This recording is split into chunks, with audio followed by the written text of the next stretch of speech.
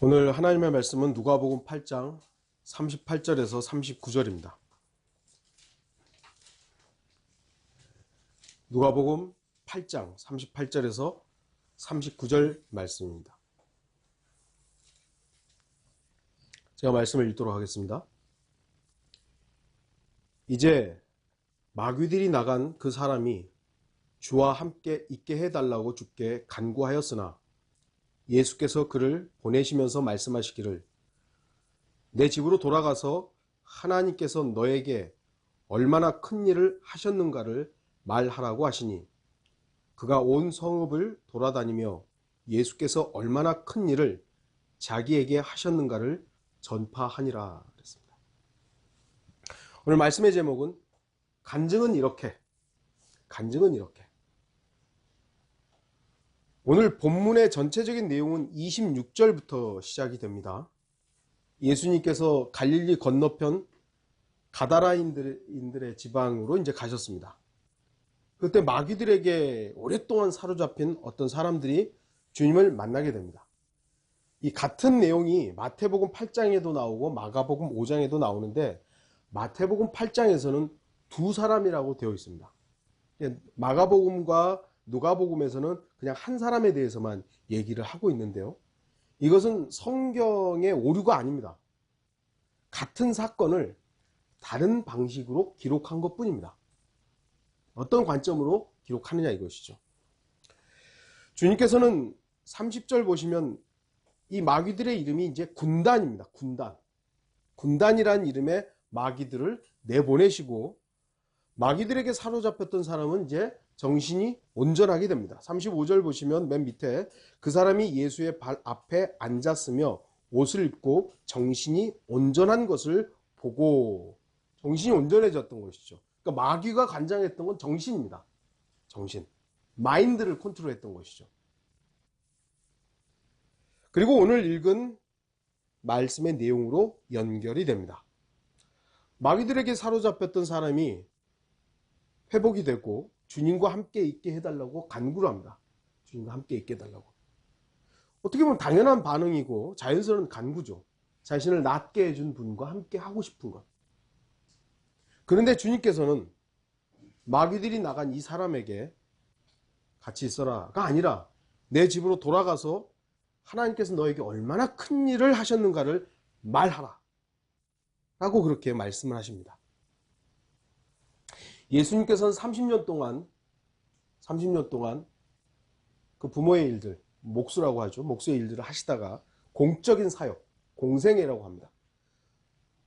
공적인 사역을 시작하시면서 왕의 표적과 이적 그리고 기적을 행하셨습니다. 병자들을 고치고 마귀를 쫓아내고 심지어 죽은 사람도 살리시고 왕의 표적, 왕으로서 오셨기 때문에 왕의 표적을 행하셨어요. 드러나게. 근데 몇몇 경우에는 치유받은 사람들에게 말하지 말라고, 알리지 말라고 하는 경우들이 있었습니다.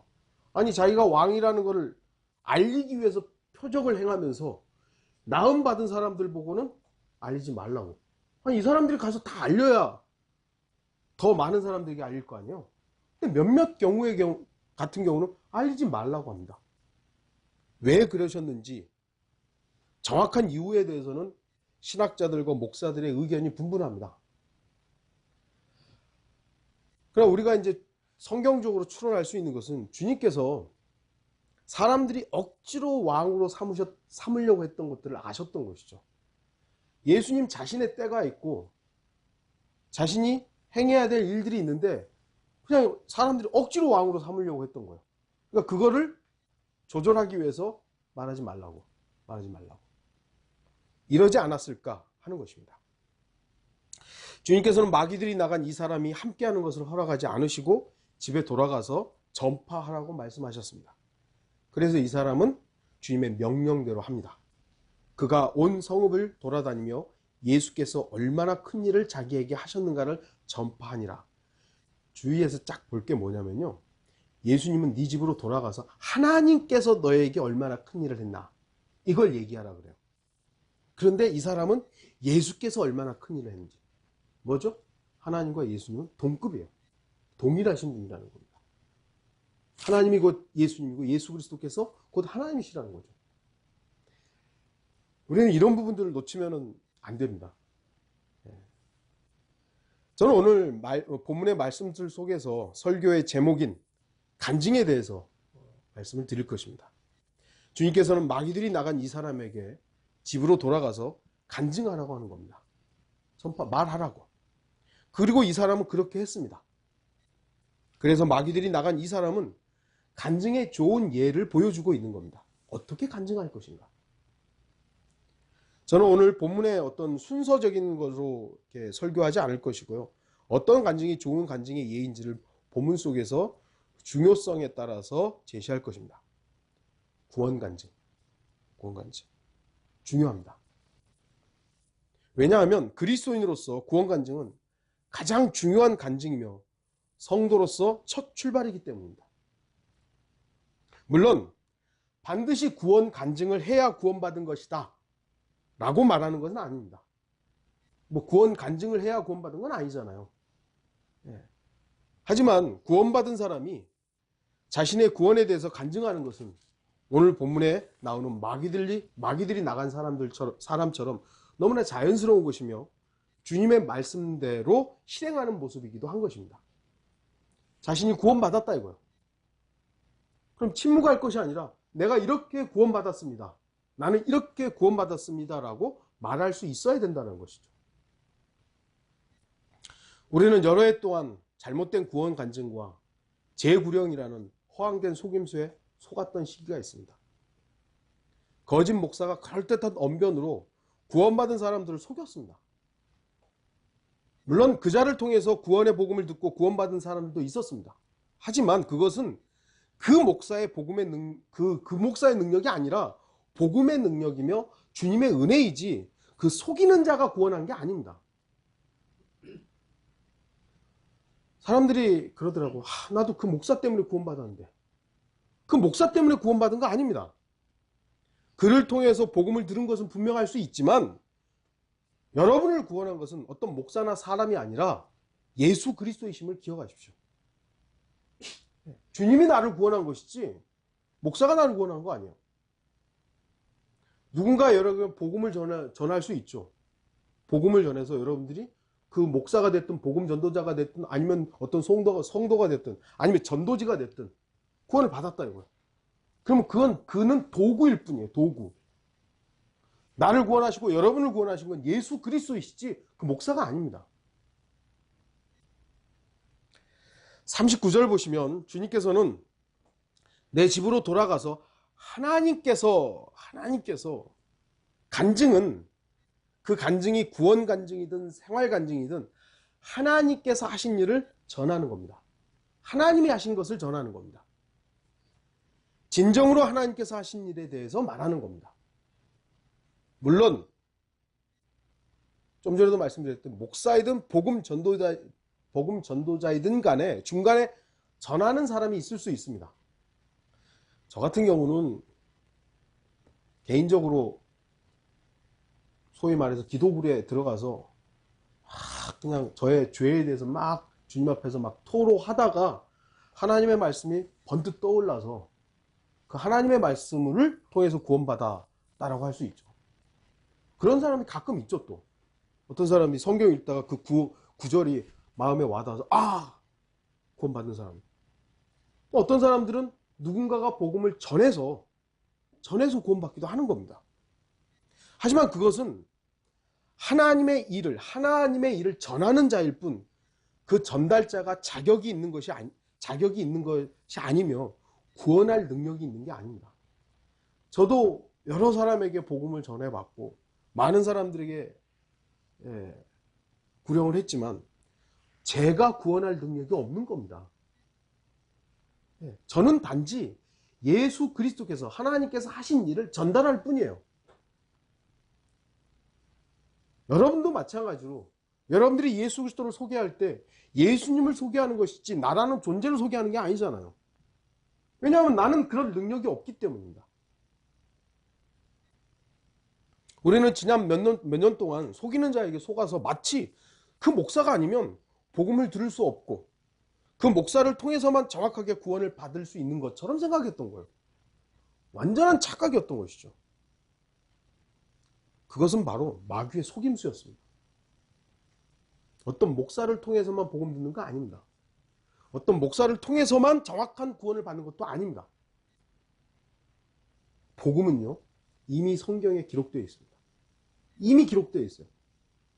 고린도전서 15장 1절에서 5절 보시면, 형제들아, 내가 너희에게 전한 복음을 이제 너희로 알게 하노니 이는 너희가 받았고 그 안에 선 것이라. 만일 너희가 내가 전한 복음을 굳게 잡고 헛되이 믿지 아니하였다면 복음을 통하여 너희도 구원받은 것이라. 복음을 통해서 구원받은 거예요. 물론 사도 바울을 통해서 복음이 전달됐죠. 그러나 사도 바울이 구원한 게 아니라 복음을 통하여 너희도 구원받은 것이라니. 내가 받은 것을 먼저 너희에게 전달하였나니 이는 성경대로 그리스도께서 우리의 죄들로 인하여 죽으시고 장사되셨다가 성경대로 셋째 날에 다시 살아나셔서 게바에게 보이시고 그 후에 12사도에게 보이신 것이라. 복음이 뭐냐면 성경대로 그리스도께서 우리의 죄로, 나의 죄로, 여러분의 죄로 인해 죽으셨다 이거예요. 그리고 장사된 지 3일 만에 성경대로 살아나셨다 이거예요. 그걸 헛되이 믿지 않았다면 그 복음을 통해서 구원받은 거예요. 그 복음을 통해서 내 죄로 인해 죽으셨고 장사되셨다가 성경대로 3일 만에 부활하셨다. 이걸 헛되이 믿지 않고 마음으로 믿었으면 그 복음으로 구원받은 거라 이거예요. 이렇게 명백하게 구원의 복음이 이렇게 있는데도 불구하고 다시 점검해보라고. 참된 회개가 아니면 구원받은 거 아니라고. 예수 그리스도를 주인으로 모시지 않았으면 구원받은 거 아니라고. 누구든지 자신이 죄인임을 시인하고 자신을 죄로부터 구원하시기 위해 예수 그리스도께서 십자가에서 피 흘려 죽으심으로 죄의 문제가 해결되었다는 것을 마음으로 믿는 사람이라면 누구든지 구원받게 됩니다. 누구든지. 좀 전에 말씀드렸듯이 어떤 사람들 참된 회개를 해야 된다 이거예요. 참된 회개. 그렇게 거짓부렁한 회개가 말고 진짜 회개를 해야 구원받는다. 그럴듯한 것 같지만요. 속임수입니다. 성경에는 참된 회개를 해야 구원받는다 없어요. 없어요. 또 어떤 사람들은 그러죠. 예수 그리스도를 주인으로 모셔야 구원받는다. 이런 단서 조항을 다는 사람들은요. 구원의 복음을 전하는 게 아닙니다. 어느 정도 회개해야 참된 회개죠? 베드로처럼 해야 된다. 물론 베드로는 참된 회개를 한 거죠. 근데 베드로처럼 해야 구원받는다면 우리도 예수님 배신해야 될 거 아니에요. 그런 거 아니거든요. 참된 회개가 우리를 구원하는 게 아니라 참된 회개가 우리를 구원하는 게 아니다. 죄인은 자신이 죄인이라는 걸 인지해야 되죠. 난 죄인이구나. 죄인이구나. 그런데 이 죄의 문제를 내 스스로 해결할 수 없구나. 그걸 알아야 돼요. 자기가 죄인인지를 모르는데 어떻게 구원받을 수 있겠어요? 자기가 죄인이라는 걸 알아야죠. 그러나 주의하십시오. 우리들의 회개가 죄인을 구원하는 게 아닙니다. 회개하라 천국이 가까웠느니라는 건 천국 복음이에요. 우리가 물론 회개하지 않아도 구원받는가? 그건 다른 문제이지만 우리의 회개가 구원하는 것이 아니라 그 죄를 해결하신 예수 그리스도를 구주로 믿을 때 구원받는 거예요. 눈물 팡팡 흘려가지고 주님 저는 죄인입니다. 물론 그런 과정이 누군가에게 필요하다면 필요하겠지만 나는 죄인인데 이 죄의 문제를 내가 해결할 수 없는데 예수 그리스도께서 해결하셨구나. 그걸 믿을 때 그분의 보혈의 능력이 그 죄인을 구원하는 겁니다. 우리의 회개의 능력이 구원하는 게 아니에요. 착각하게 만드는 것이죠. 또한 어떤 사람들은 우리는 그렇죠. 구원받은 사람이라면 예수 그리스도를 주인으로서 모시고 살아야 되죠. 구원받은 사람이라면. 그런데 예수 그리스도를 주인으로 섬기는 삶을 살아야만 구원받는다. 그건 다른 문제입니다. 그건 로드십 셀베이션이라는 이단 교류예요. 이단 교류예요. 그건. 구원받은 사람이라면 예수 그리스도를 주인으로 모시고 살아야 됩니다. 그런데 이걸 살짝 말을 바꿔가지고 예수 그리스도를 주인으로 모시고 사는 삶을 살아야만 구원받은 것이다. 교묘하게 말을 바꿔놨지만 이단 교류예요. 죄인은 그저 하나님께서 행하신 일을 어린아이와 같이 믿기만 하면 구원받는 겁니다. 누가복음 18장 16절 17절에 예수께서 그들을 불러서 말씀하시기를 어린아이들이 내게 오는 것을 허락하고 금하지 말라. 하나님의 나라가 이런 자들의 것이니라. 진실로 내가 너희에게 말하느니 누구든지 하나님의 나라를 어린아이처럼 영접하지 않는 자는 결코 그것에 들어가지 못하리라. 어린아이처럼 믿는 거예요. 어린아이들은 아빠를 그냥 믿잖아요. 의심 없이. 근데 점점 나이가 들면서 이제 거기에 죄성들이 드러나는 것이죠. 어린아이처럼 받아들이는 거예요. 예수 그리스도께서 나라는 죄인을 위해서 죽으셨구나. 그 죽으심이 나의 죄인의 결과, 형벌을 대신하셨구나. 그 보혈이 나의 죄를 제거했고 내 죄 문제는 이미 해결됐구나. 예수님은 나의 구주시구나. 아멘. 더 뭐가 필요하죠, 구원에? 그런데 바로 마귀는 거기다가 뭔가를 더하는 거예요. 더하는 거예요. 성경은 하나님께서 행하신 일들로 가득 차 있죠. 창세기 1장 1절에 태초에 하나님께서 하늘과 땅을 창조하셨느냐. 성경은 하나님을 증명하지 않아요. 성경은 하나님을 증명하지 않아요. 이미 존재하신 분으로 하나님이 하신 일을 기록할 뿐이에요. 그러니까 성경을 통해서 하나님을 입증받으려고 하면 어리석은 겁니다. 그냥 하나님은 존재하신 분이에요. 인간이 안 믿는 것 뿐입니다. 사람이 자기 생각으로 안 믿는 것 뿐이지 이미 성경은 하나님으로부터 시작해서 하나님이 어떤 일을 하셨는가를 기록할 뿐이에요. 믿고 안 믿고는 결국 그 사람의 의지죠. 구약 성경 전체가 하나님께서 어떤 일들을 하셨는가, 그분의 백성에게 어떻게 하셨는가, 신약 성경도 마찬가지로 예수 그리스도께서 행하신 일들로 가득 차 있고 승천하신 이후에 예수 그리스도를 믿는 사람들이 어떤 삶을 살았는가, 그리고 요한계시록을 통해서 앞으로 예수 그리스도가 어떤 일을 할 것인가가 기록되어 있습니다. 성경의 주인공은 누구죠? 하나님이세요. 어리석은 인간들은 이 땅에 살면서 기껏 해봐야 80년 살고 90년 살면서 자기가 주인공인 것으로 착각하는 겁니다. 인생의 이 세상의 주인은 인간이라는 것이죠.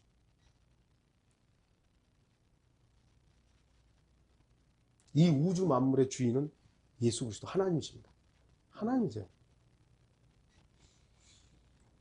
주 하나님의 도구로 사용된 사람이 있고 무리와 백성들이 있고 제자들이 있었고 파송된 사람들이 있었고 전도자들도 있었고 설교자들도 있었습니다만 그들이 누구이든지 간에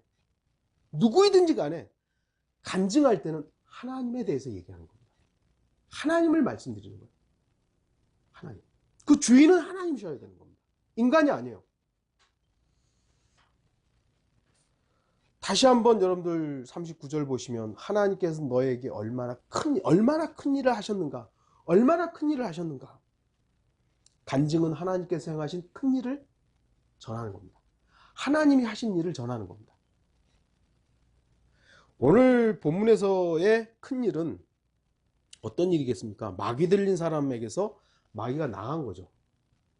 이 마귀 들린 사람이 얼마나 오랫동안 마귀 들렸는지 모르지만 성경에서는 오랫동안 그랬어요. 하루 이틀은 아니었을 거죠. 몇 년? 몇십 년이 될 수도 있고. 그 사람이 나음을 입었어요. 그래서 사람들한테 먼저는 이제 가족에게 갔죠. 내 집으로 돌아가서 집에 사람들 나음 받았다. 나음 받았다. 이 얼마나 놀라운 일인가. 친구들에게 가서 온 성을 돌아다니면 나 나음 받았다고. 나음 받았다고. 큰 일이죠. 오늘날도 마귀 들린 사람들이 많습니다. 본문에 나오는 이 마귀 들린 사람처럼 증상이 있는 사람들이 있지만요. 이 마지막 시대에는 교묘하게 마귀 들린 사람들을 마귀가 장악을 하고 있는 거예요. 아까도 마인드, 정신이 온전해졌더라. 마인드거든요. 정신을 조종하는 거예요. 이번에 그 보헤미안 랩소디인가 영화가 대박을 쳤죠. 프레드 머큐리가 이렇게 마귀 들린 사람입니다. 마귀 들린 사람이야. 동성애자이다. 사람은 그런 관심 없어요. 그 노래가. 그 노래도요, 김기준 목사님이 그에 관해서 쭉 글을 썼는데 한번 여러분 나중에 읽어보십시오. 마귀 들린 사람이에요. 사람들 관심 없어요. 이 시대에는요, 정상처럼 보이거나 오히려 더 바르게 사는 것처럼 보이는 마귀 들린 사람들이 너무나 많아요. 신학적인 마귀 들린 사람들이 얼마나 많은지 모릅니다. 신학적인 마귀 들린 사람. 여러분들, 신학 박사들이 성경을 고칩니다. 예, 그냥 평범한 성도들이 성경 못 고치잖아요. 근데 신학 박사들이 성경을 뜯어 고치고 있는 거예요. 왜죠? 마귀 들렸기 때문이에요. 그럼 구원받은 사람은 마귀 들리지 않는가? 아니요. 구원받은 사람도 마귀 들릴 수는 있어요. 구원이 취소된다는 얘기가 아니라 그 정신을, 마인드를 마귀가 조절하는 거예요. 오늘날 수많은 사람들이 죄를 죄로 여기지 않잖아요. 동성애를 죄로 여기지 않고 악을 행하는데도 악이라고 말을 못하는 거예요. 왜죠? 이게 조절되기 때문에, 이게 장악되어 있기 때문이에요. 근데도 불구하고 정상처럼 보이는 거예요. 오히려 더 바르게 사는 사람처럼 보이는 거예요. 오늘날 정치계에도요, 마귀한테 장악된 사람들이 대다수입니다. 정치, 경제. 고린도후서 11장 14절에 이것은 놀랄 일이 아니니 이는 사탄도 자신을 빛의 천사로 가장하기 때문이라. 빛의 천사로 가장하는 겁니다. 이 시대의 가장 평화의 사도가 누굽니까? 교황 아닙니까? 교황. 마귀 들린 자입니다. 그렇기 때문에 그리스도인들은 더 이상 눈에 보이는 것으로 판단하지 않아야 됩니다.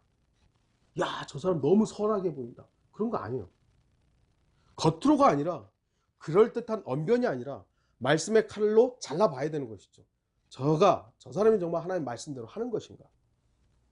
물론 우리 자신부터 하나님의 말씀의 칼로 우리 자신을 잘 재단해야 되지만, 먼저 됐다면 다른 사람도 말씀으로 잘 갈라야 되는 겁니다. 그 열매들이 어떻게 드러나는가를 관찰해야 되는 겁니다.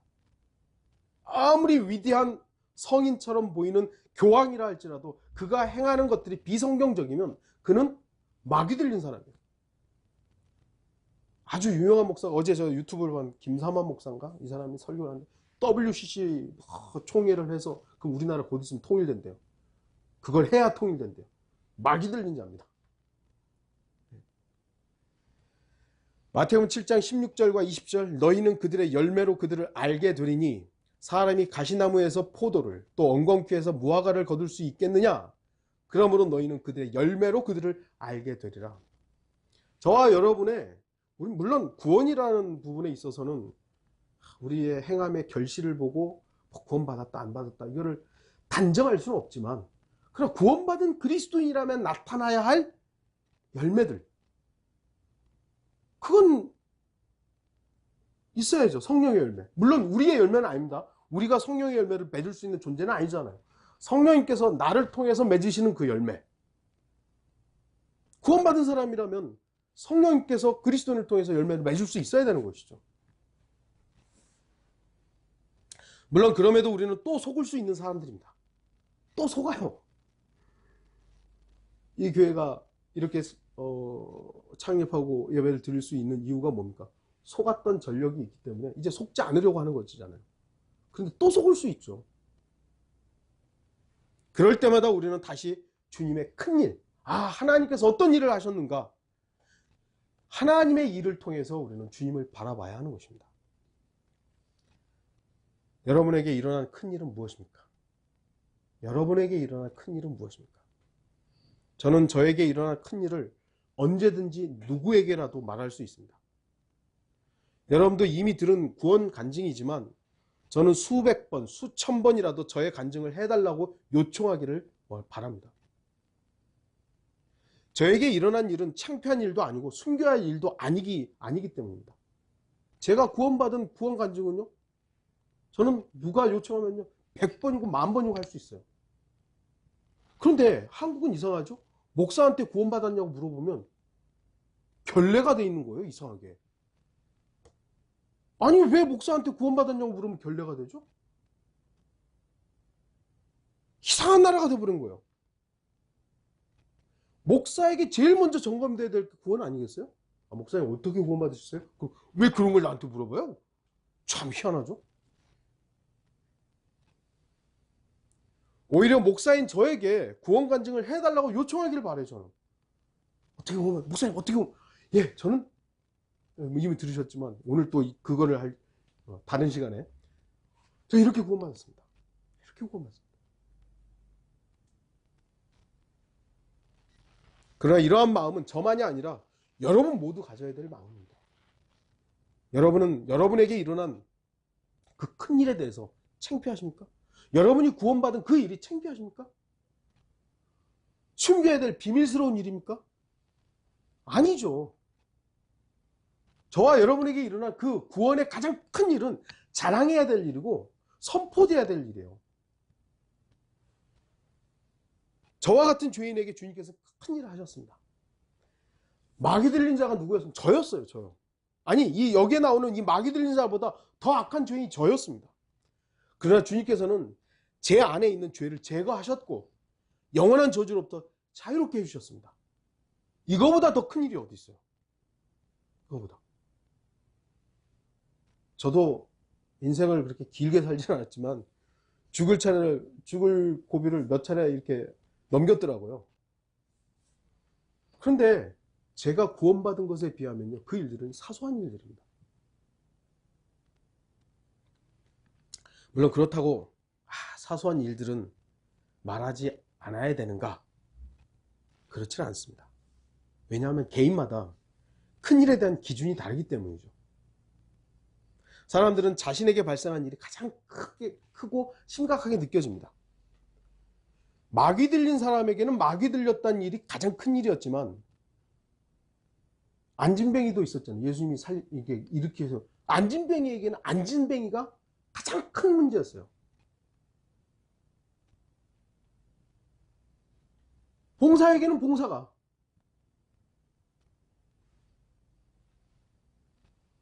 남들이 아무리 암에 걸려가지고 죽어가도요, 내가 걸린 감기가 제일 큰 문제입니다. 본문에서 큰 일이라는 것은 하나님께서 하신 일이기 때문에 큰 일이지 그 일의 규모가 크다는 것이 아닙니다. 우리 각자에게 하나님께서 어떤 일을 행하셨다면 그 일이 바로 큰 일이에요. 내가 볼 때는 사소한 일이지만 그 사람한테는 그 일이 가장 큰 일이에요. 여러분, 구원의 일만큼은 우리가 공이 큰 일이죠.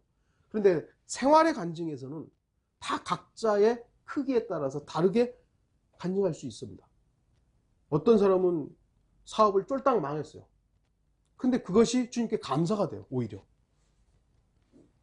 간증할 수 있어야 되는 것이죠. 하나님께서 나를 이렇게 망하게 하셨다고. 망하게 한 게 어떻게 간증이냐고. 하나님이 하신 일이라면, 그 일이 하나님께서 주관하신 일이라면 감사할 수 있는 것이죠. 돈을 벌다 보니까 너무 교만해졌어요. 내가 이제 다 되는구나. 하나님께서 망하게 하셨어요. 그걸 통해서 내가 교만했었구나.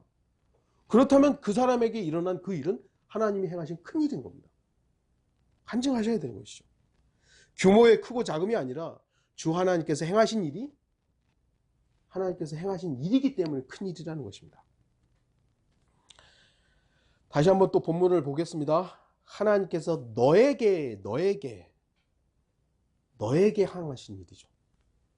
간증은 다른 사람에게 일어나는 일이 아니라 나에게 일어난 큰 일을 말하는 겁니다.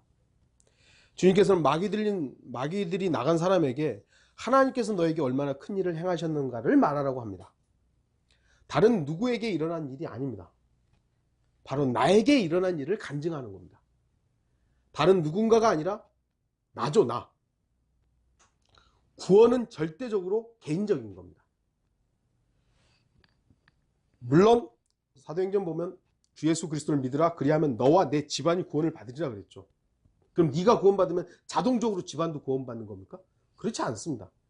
그 구원받은 개인을 통해서 그 집안 사람들에게 복음이 전달될 수 있고 복음을 통해서 그 집안 사람들도 구원받을 수 있기 때문에 말하는 것이지 네가 구원받으면 자동적으로 네 가족도 구원받는다. 이런 거 아닙니다.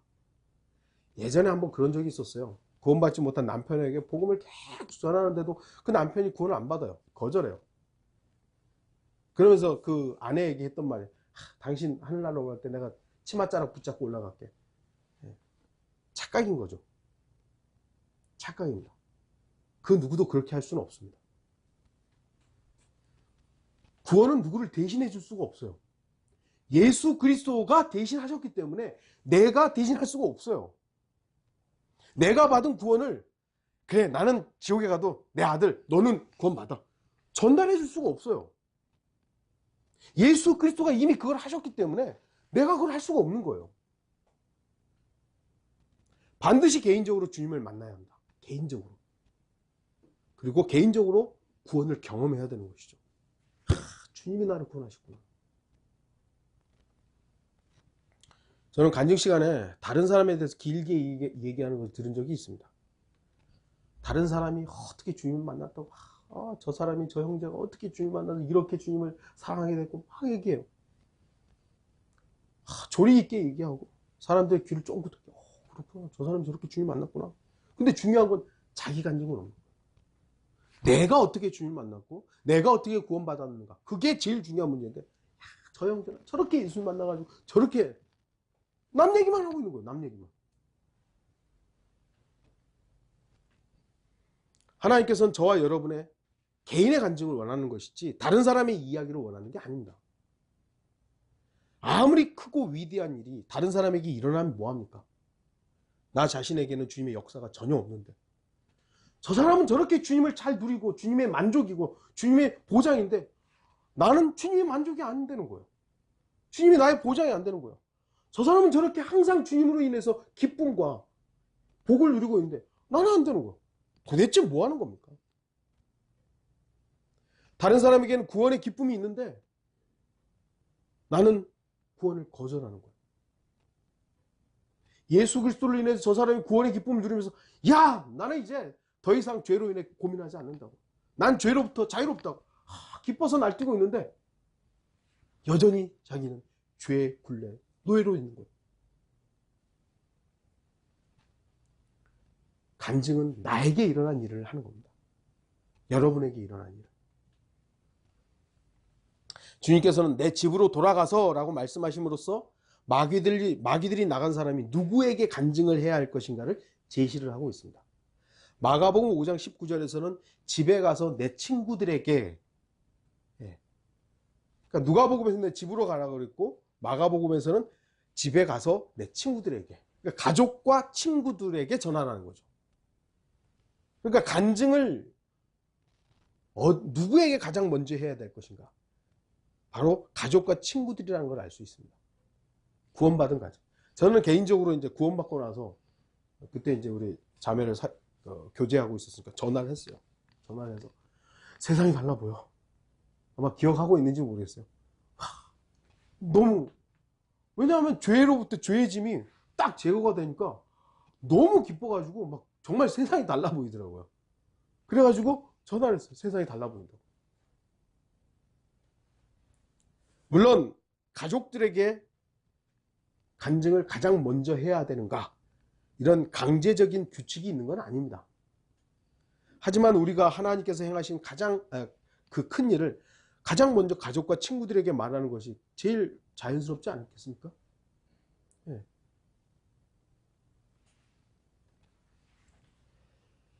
이제 마지막으로 좀 보시면 말하라. 복음 전파나 간증은 기본적으로 말하는 겁니다. 말하는 거예요.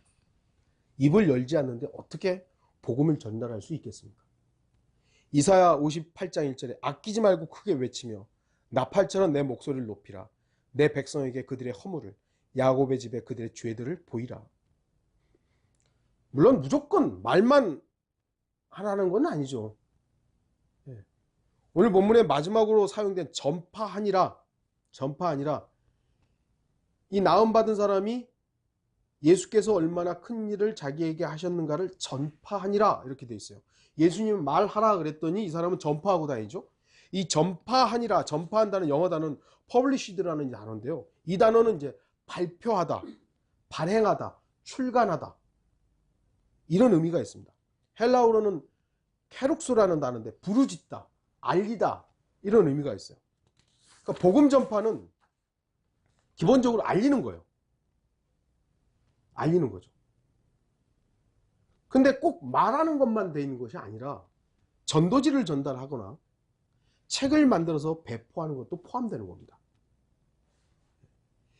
그리고 이 시대에는 우리들의 생활적인 모습으로 복음을 전파할 수도 있는 겁니다. 물론 삶으로 복음을 전한다는 그럴듯한 말에는 함정이 있습니다. 함정이 있지만 그렇다고 해서 그리스도인들이 삶으로 복음을 전할 수 없다라는 것도 아닙니다.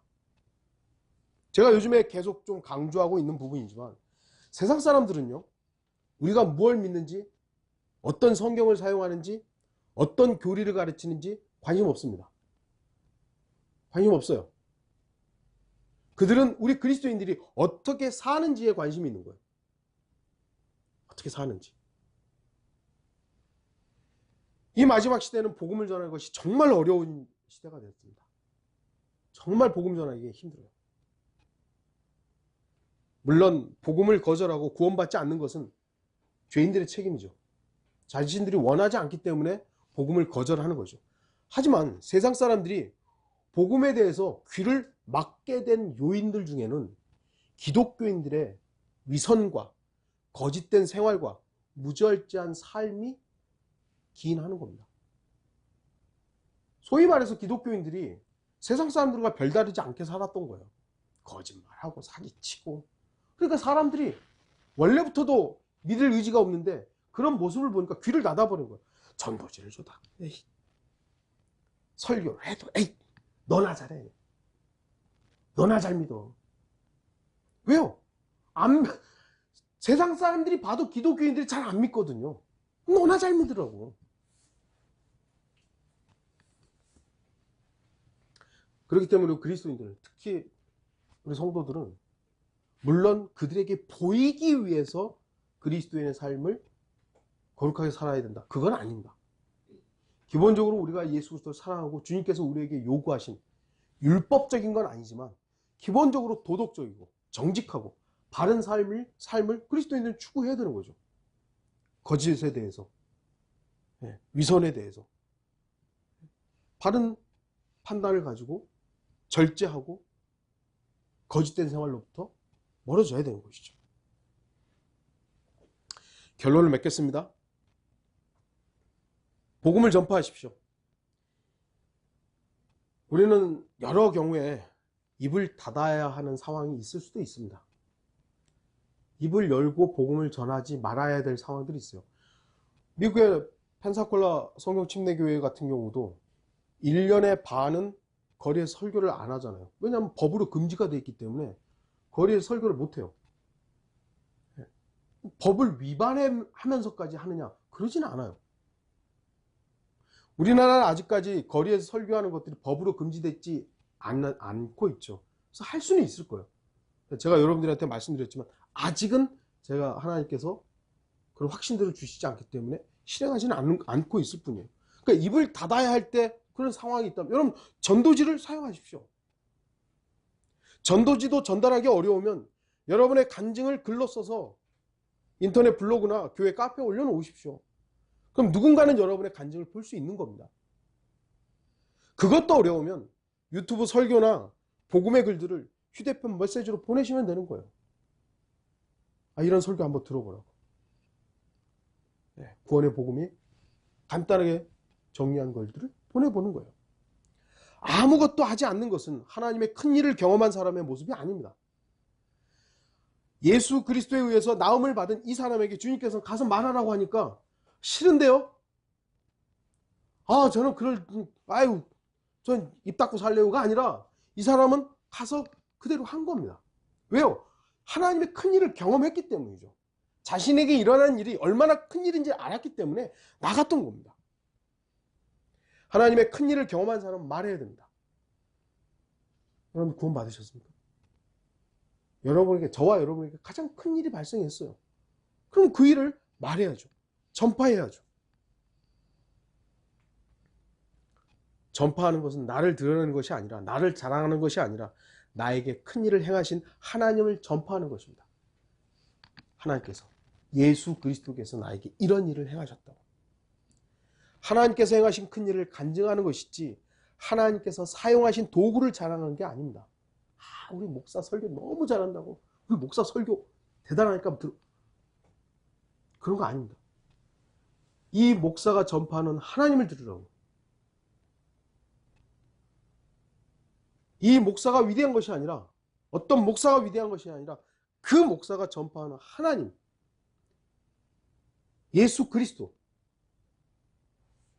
그것을 들으라고 여러분들은 전파해야 되는 것이죠. 마귀들이 나간 사람은 정신이 온전해진 후 주님과 함께 하기를 원했고, 주님께서 말씀하신 대로 온 성읍을 돌아다니면서 예수님께서 얼마나 큰 일을 자기에게 하셨는가를 전파했습니다. 그것이 정상적인 모습입니다. 저와 여러분들도 간증을 하십시오. 여러분에게 큰 일이 일어났다면 그 일을 간증하는 그런 성도들이 되기를 바라는 것입니다.